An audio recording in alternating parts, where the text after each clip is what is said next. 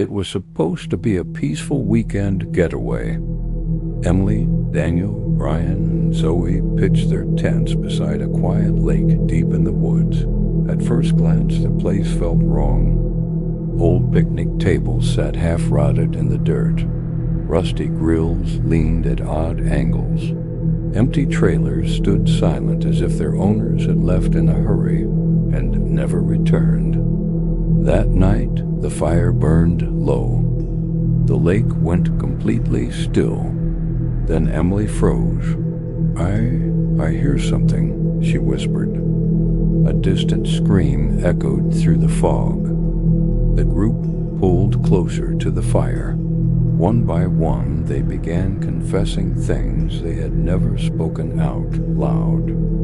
Emily admitted she'd had the same nightmare since childhood, a fog-covered hospital where the halls never ended.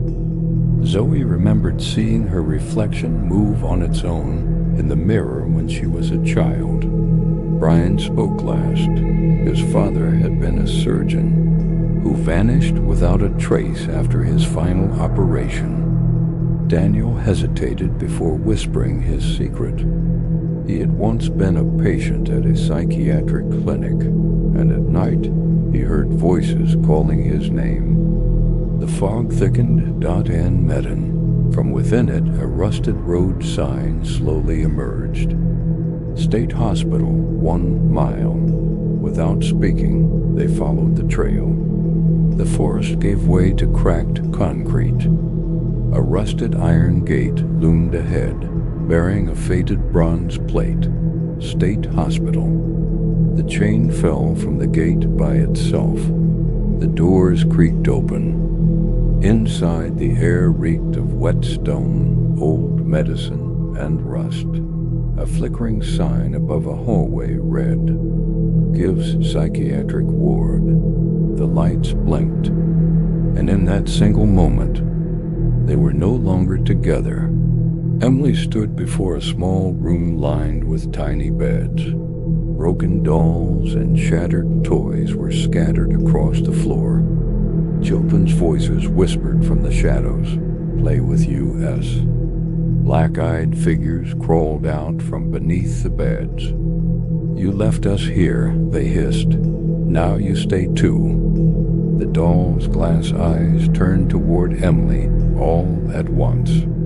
She screamed. Daniel stumbled into a dusty archive room.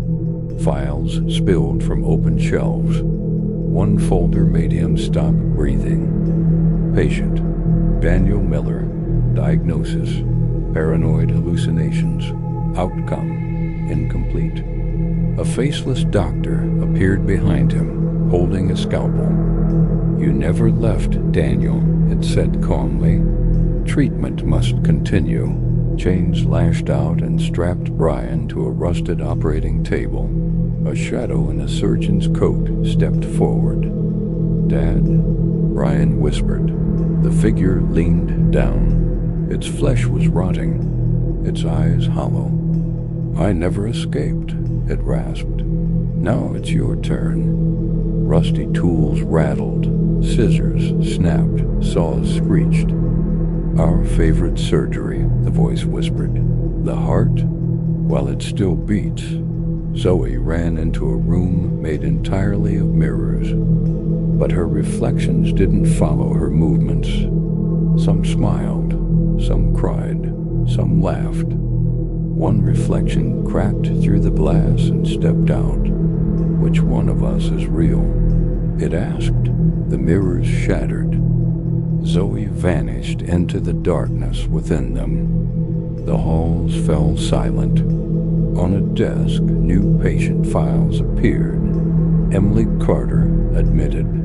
Daniel Miller admitted. Brian Thompson admitted. Zoe Parker admitted. At the bottom of the stack, a single note read, "No discharge." By morning, the campsite was empty. The tent stood untouched beside the lake. Only faint laughter echoed through the fog. And the hospital was gone, waiting for the next group of lost souls.